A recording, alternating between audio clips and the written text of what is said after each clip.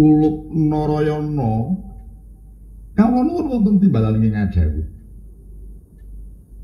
Pangrasaning pun bapa wis kala mangsane dina iki pun bapa kudu ambabarake kawruh kajatining wis mumurti.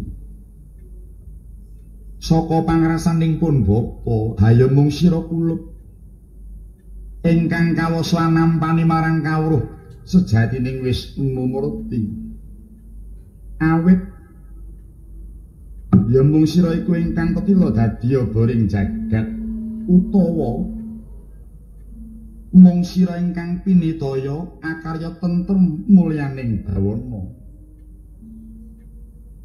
Sumurupa kulup Narayana wiwit jaman kuna makuna manawa mung kuring jaman kaliyoga iku partamtu tumulihan cik ing jaman Kertayoga. Jaman Kertayoga iku sirnaning bangsa Asura ingkang mahambek angkara saiki bakal pulih dadi jaman kang Kerta lawan Raharja. Sumurupa kulup kajatening Wisnu Murti iku sejatine awujud cahya pepadhang. Ingkang cahya pepadhang iku mau sorate amaratani marang saindenging bawana. Wondene kulup manjinging sih pepadhanging jagat mau sayekti dumunung ana ing gesanging manungsa ingkang hanukulake watak manungsa sejati. Dene pepadhanging jagat ingkang dumunung ana ing wataking manungsa mau kulup iku mujudake darmaning uripe ana ing madya padha anggone padha tumindak netepi wajib dadi pirantining jagat raya. Ingkang mangkono kudu bisa mengkusih limang prakara. Dene sih limang prakara iku mau kulup ingkang sepisan den arani sih sejati. Ya kajatening sih. Kajatening sih iku panunggalaning Sing Hyang Budipati ingkang nitahake jagat saisine iki. Dene jumenenging sih mau sinebut Maha Suci. Manungsa ingkang kadunungan sih sejati mau kulup watake asih mring sagung dumadi sakabehing tindak tanduk sayekti amung tansah didasarake rasa panarima nalongso pasrah sumarah ing purbawasesaning Gusti ingkang tegese eling yen uripe iku nglakoni dadi kawulaning sukma. Mula ingkang kedunungan sejati mau mesti darbi watak suci suwung ing reh bebudene. Kawula nuwun inggih. Lajengipun kados pundi penemban? Dene ingkang kaping pindho sinebut Sih Winadi. Sih Winadi iku mau jenenge sinebut Maha Agung. Manungsa ingkang ngadunungan Sih Winadi watake asih marang sepadaning titah. Tumimbake tansah tumemen, tansah urmeksa jejeging adil lan sukoan urmeksa marang jejeging adil sumawana ngurungkepi marang bebener.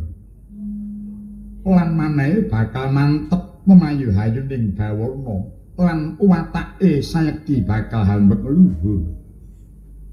Apa maneh ora pegat sangka ing berbudi bawa leksana lan tansah hangegungake pangaksama marang wong kang lagi padha ketaman kasluru. Kawula nuwun inggih. Lajeng angka 3 kados pundi? Dene ingkang kaping 3 yaiku sinebut sih samadhi. Dene sih samadhi iku mau jumenenge sinebut maha luhur. Manungsa ingkang kadunungan sih samadhi watake tansah rumeksa marang tata tentreming sapada. Ambege tansah susila hanaraga lan adil paramarta. Sakabehing tindak lawan tanduk yekti mung tansah dhasar prasaja lila lawan legawa. Dene ing kaping 4 kulub den arani sih madi. Sih madi iku jumenenge den arani maha kawasa. Manungsa ingkang kadunungan sih madi watake eling sarta ngrumangsani yen uripe bebarengan karo bebrayan agung. Wondene watake bakal madhep mantep lan setya utawa duhu. Kawula nuwun inggih. Lajeng jangkepipun kaping gangsal. Geneping kaping 5 kulub yaiku den arani sih dumadi. Dene sih dumadi iku mau jumenenge sinebut maha yekti. Manungsa ingkang kadunungan sih dumadi iku watake bakal temen kelawan jujur. Ini uripe amung tansah nindakake rigen mugen sregep sarta tetep anggone hanindakake sebarang kardi. Lan tansah budidaya gemah ripah sarta kacukupaning kabeh kabutuhaning bebrayan. Yaiku tansah budidaya manunggaling kawula Gusti kelawan kawula. Lihat langening kalangiwan gelar banda muncar.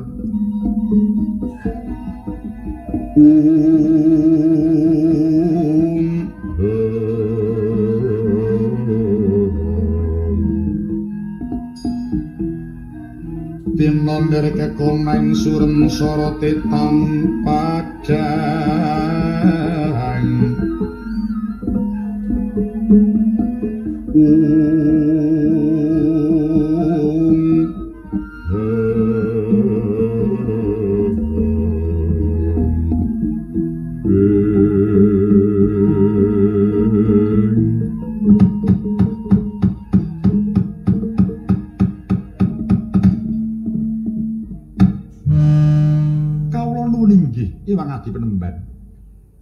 sedaya sampun kula tampi samendhang boten karempit ingkang dados dawuh paduka Sang Panemban sampun kasalira dhateng teng putra Punarayana. Sampun kasalira dhateng teng putra Punarayana. Syukur mangayu bagya seketi jumurung kula Punarayana. Dene sira wis nampa apa kang dadi sekabehing pituturing pun bapa. Urung seping pitutur kang tumanduk marang angganira kacih lamun sira kulub kuwat minangka dadi boring jagat. Kawula nuwun inggih.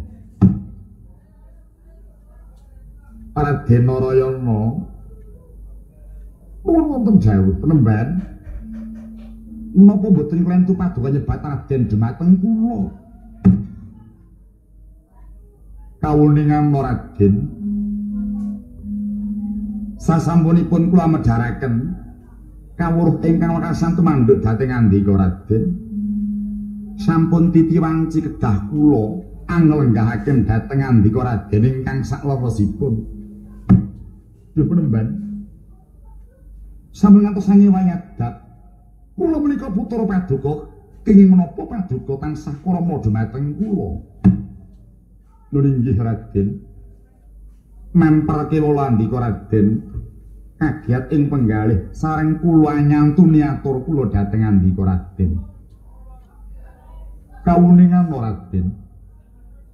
Salubunipun nandika Raden menika sanes atmajanipun Ki Antyagopa kaliyan Nyai Sagopi.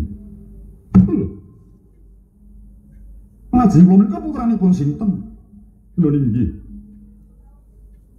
Awan tanpa warni lugenipun nandika Raden menika tasih turasing Narendra Binathara. Salubunipun jingandika Raden menika putra Narendra ing Mandura. Atmajanipun Sang Nata Prabu Basudewa. Remban ngantos boten ngrahita bilih atmajaning Narendra dene jlentrehipun kados pundi mekaten Raden. Perlu kawuningan nandika Raden. Ingkang Rama sinuwun Prabu Basudewa menika kawiwitan sedaya garwanipun wonten sekawan. Ingkang pambayun menika sesilih Dewi Amirah utawi Dewi Maerah. Nalika Kang Rama menika apasang grogol dhateng wana ingkang Ibu Dewi Amirah ingkang dipun bergonjak kalayuan Nalendra raksasa saking nagari Guwagra ingkang ajejuluk Prabu Gorawangsa. Gorawangsa saged bergonjak kelawan Dewi Amirah karana amemba warni dumateng ingkang Rama satemah. Dewi Amirah boten mangertos kelampahan saresmi kalayuan ingkang Ibu Dewi Amirah.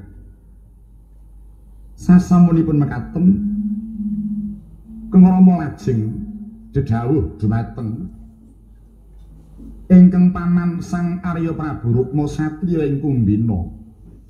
Bilih Dewi Amirah kinen hanyirnakaken ananging saking boten wentalanipun Sang Arya Prabu Rukma, Dewi Amirah lajeng dipun wangsulaken dhateng tiyang aspuhipun. Ing mangka nalika semanten nembe wewaja sareng sampun wanci ing punang jabang bayi lajeng lairaken bebayi inggih menika pun Kangsa Dewa. Lairipun Kangsa sampun boten tinenggan kaliyan pun Gorawangsa. Mila pakartinipun Kangsa ingkang dipun nubupi dening pepatih kapernah pamanipun namapun Surati Mantra. Ing mriku anggege supados dipunaken putra dhateng Sang Prabu Basudewa.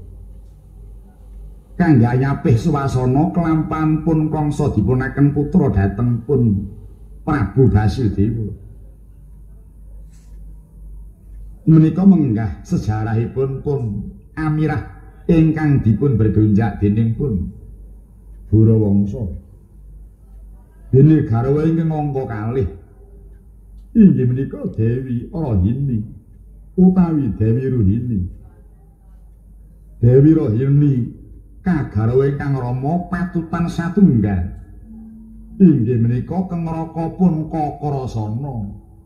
Laylah. Menawi ngaten Kakang Mas Kakrasana menika inggih sanes putranipun Bapa Sagopa. Nuwun inggih sanes. Lah lajeng kula kados pundi? Dene andika Raden menika atmajanipun Kang Rama ingkang pepatutan kaliyan ingkang Ibu sesilih Dewi Ngaki inggih Dewi Indra. Nanging kawuningan Raden nalika Kang Ibu Dewi Dewaki inggih Dewi Indra menika nglairaken paduka Raden satemah seda konduran. Sareng Kang Ibu seda andika Raden dipun sesepi kaliyan ingkang Ibu Dewi Rohini inggih ibunipun Kang Raka Raden Kakrasana. Mila ngantos kondhang kaluka dumugi Jawi Praja dipun kinten bilih Dewi Rohini menika kagungan putra gondhang kasih.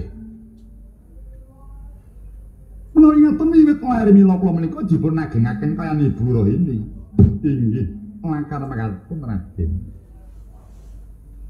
Menawi ngaten putranipun Bapa Sagopa menika namung Yai Lara Ireng. Menika inggih sanes putra Kyai Sagopa.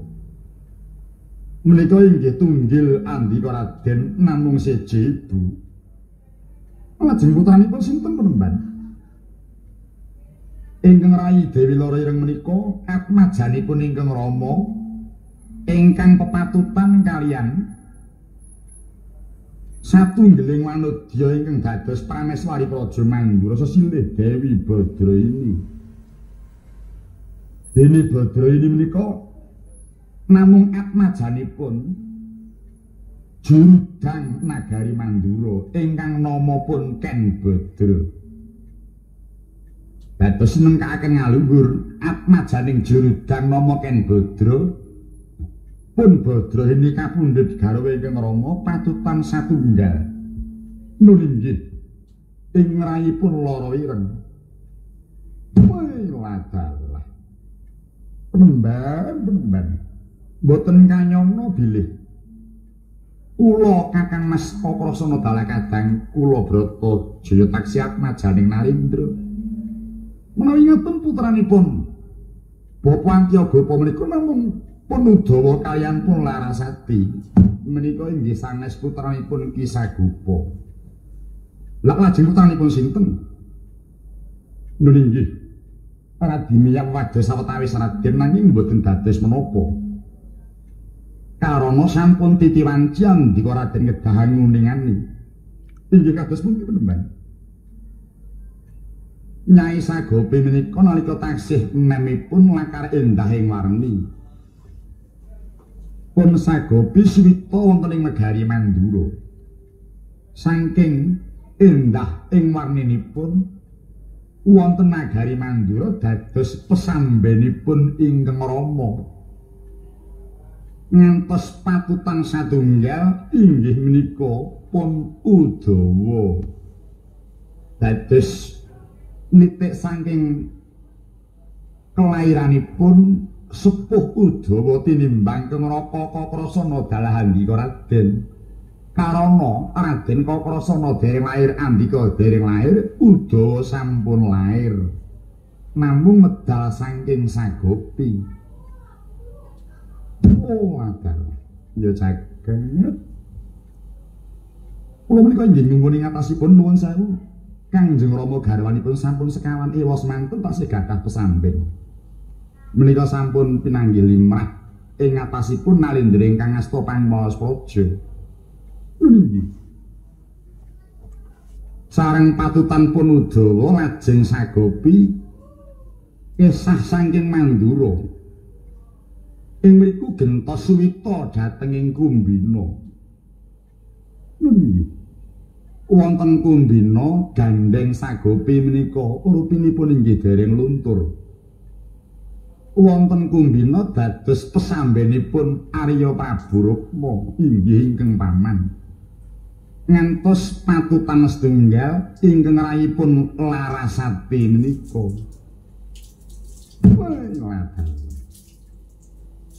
Pangaten inggih darah Mandura, inggih tasih darah Mandura Larasati menika. Sareng wonten Kumbina patutan setunggal wonten mriku mboten kraos. Lajeng ngalih panggonan malih. Suwita dhateng pundi? Suwita dhateng ing Lesanpura. Nadyan sampun gadah putra kalih parandene tasih katingal sumunar cahyanipun Sagopi.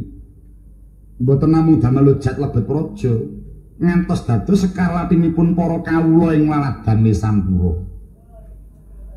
Nalika semanten katinimbang karo minang para kawula pun Sagopi satemah dados pesambenipun Raden Nugrasena. Patutan satunggal ingkang nama pun Hadi Menggala. Menika ingkang patutan saking Sang Ugrasena lawan pun Sagopi.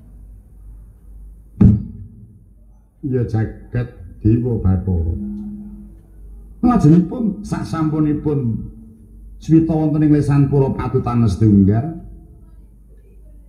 nalika semanten Raden Hagrasena mboten keparing agem sagopi lajeng dipun pasrahaken wangsul dhateng Mandura. Wonten Mandura ing mriku sagopi lajeng dipun ganjaraken satunggiling demang ingkang sampun pikun namapun Ki Antiyagapa. Ngantos dados garwanipun ingga sepriki kanthi piweling inen momong andika Raden Kengraka dalah kengrai lara ireng semawana pun larasati. Leng-lenging driya mangu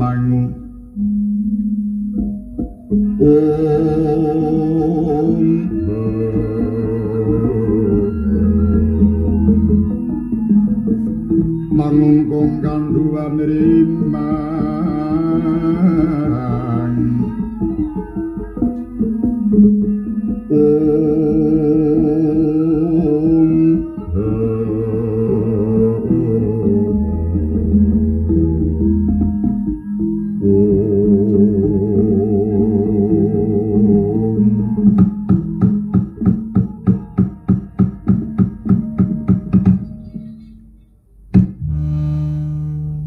sampun wijang wijiling sabda sedaya sampun kula tampi lan sampun kula mangertosi ingkang dados sejarahipun para kadang-kadang kula. Sasampunipun Raden sampun nampi ingkang dados atur kula.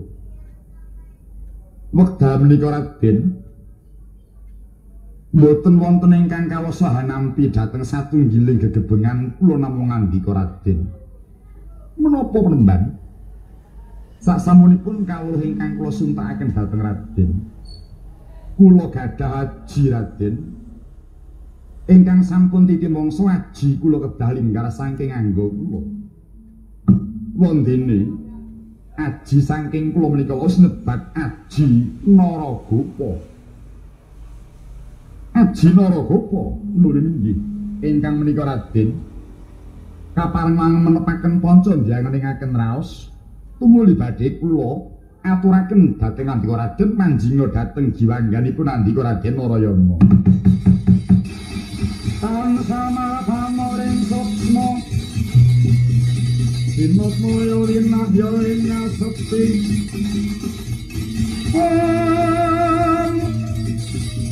sinimpeng telenging kaku pambukaning warana Palen saking liat layat dengan liat Bingo pecating sepenuh sungu suping rasa jati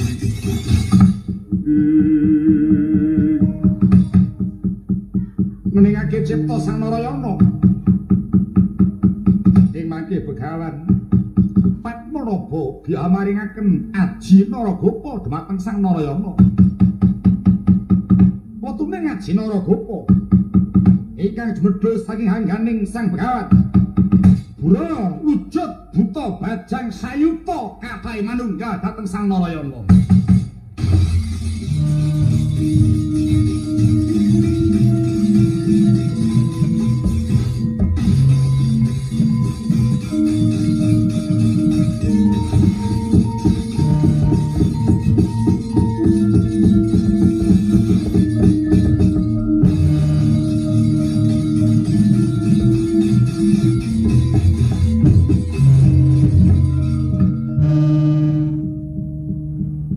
Yayah kajugrugan wukir sari kablabaran samudra madu.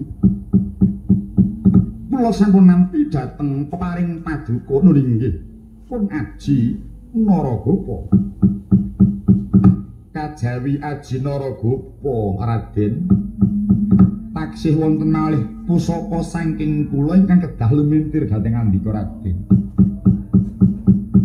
Menapa rupinipun keparenga nampi monggo Raden menika wonten pusaka tigan perkawis.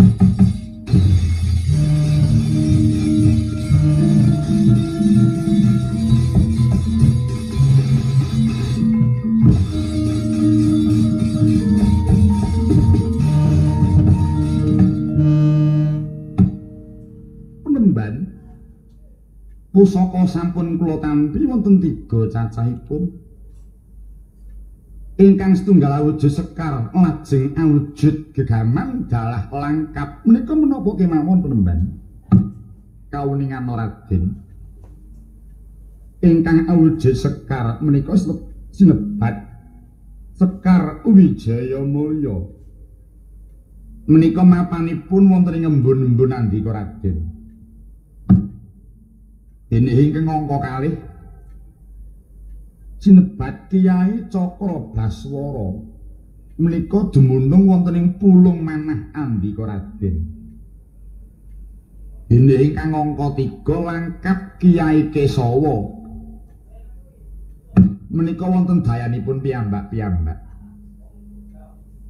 Sekar Wijaya Mulya pangwaosipun kenging kangge maloyaken tiyang saged nggesangaken tiyang pejah ingkang dereng winanci. Nanging caranipun matrapaken lan angempaken kedah kanthi weninging cipta sumeleng raos karana Sekar Wijaya Mulya menika mboten saged dipun cepeng kanthi asta. Dene Kyai Cakrabaswara ingkang mapan wonten ing Pulung Manah menika kangge nglebur satru sekti.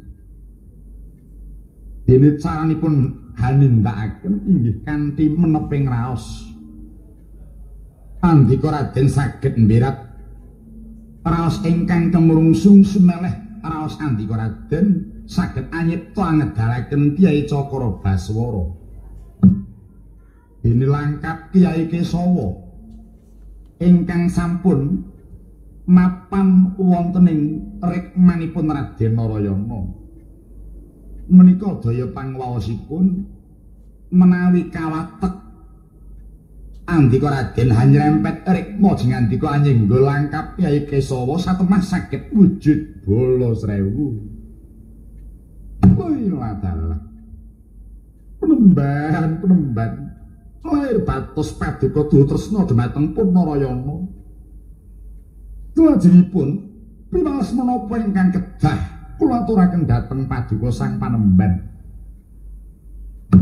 Ngantos mboten saged angluhuri kibatus paring paduka Sang Panemban saged kula masrahaken jiwa raga kula kunjuk dhateng Sang Panemban. Raden nuwun kula menawi Raden matur mekaten menika ateges amung tansah ngatilaken ruba ingkang tumanduk dhateng pun bapa menika mboten dados gegadangan kula.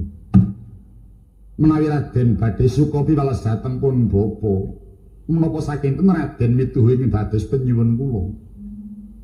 Menapa pamundhut paduka Penemban?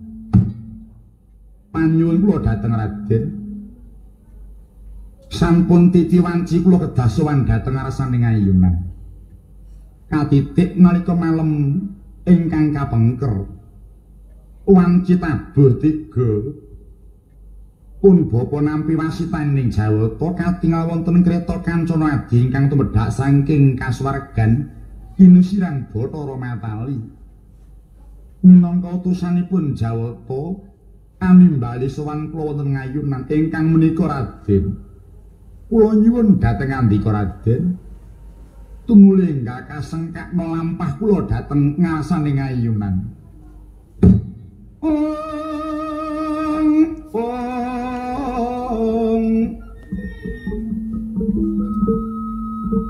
Surem-surem tirang kara kingken lir manguswa kang layan.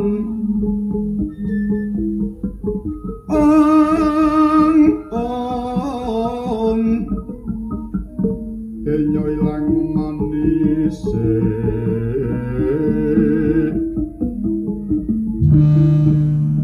wadanane layung kumel kucem rahnya maratani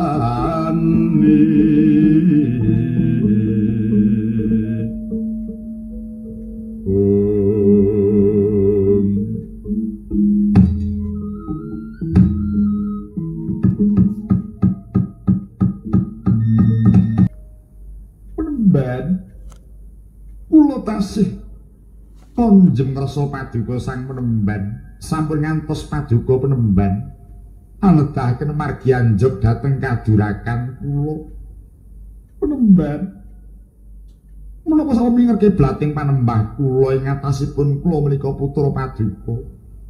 Pinurih hanyedani dhateng Paduka Sang Penemban. Ingkang menika malah wangsul pun Narayana Kiwala Penemban mugi enggal kalunasana. Kula boten badhe saged pisah sarambut dhateng andika Sang Panemban. Nyuwun pangapunten kapeksa kula boten saged mituruti dados pamundhut Paduka Sang Panemban. Raden Narayana menawi ngandika Raden Darabiatur mekaten niku ateges andika Raden dereng lair dados anggenipun ngaken tiyang asepuh dhateng kula.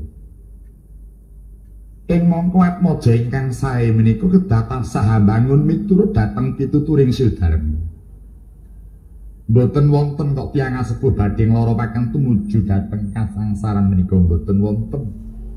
Mboten wonten Sudarma ingkang loropaken tumuju dhateng kadurakan menika mboten wonten. Ingkang menika menawi andika Raden menika mboten kepareng mituruting dados atur penyuwun kula ateges namung wonten lamisan kewala anggen andika angaken tiyang asepuh dhateng kula. Lajeng wonten pundi dununging atmaja ingkang anyuwargaken dhateng Sudarma. Menawi andika Raden boten mituruti dados atur penyuwun kula. Manguswa kang layon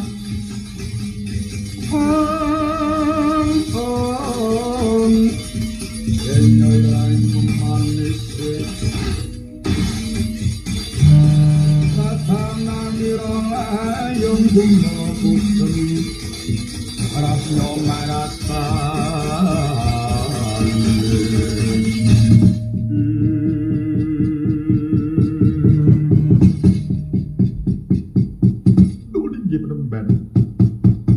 Sanadyan kanthi awak raos sing manah kula kumedha anggen kula sampun kadakwa bilih kula boten bekti dhateng satunggiling Sudarma ingkang menika Penemban kanthi awrating raos kula kepengin badhe ngladosi kepareng Paduka Sang Panemban lajeng menawi lampahan menapa ingkang sepados kula kelampahan nyuwargaken dhateng Paduka Sang Panemban.